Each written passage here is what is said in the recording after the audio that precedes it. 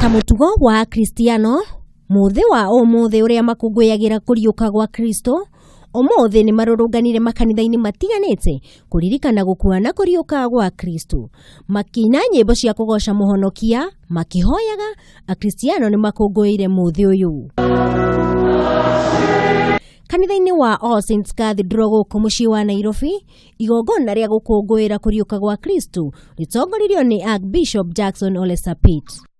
And the way for us to become alive as Christians is to shed away any sinful behavior, any thing that keep us away from God or make us die spiritually. Ole Sapit ni oriria Kristiano magie na mithire meigĩrĩrĩku ta uria Kristo aikaraga. To keep off all greed that lead into corruption and other things so that we become alive in Christ. May God bless us. Amen.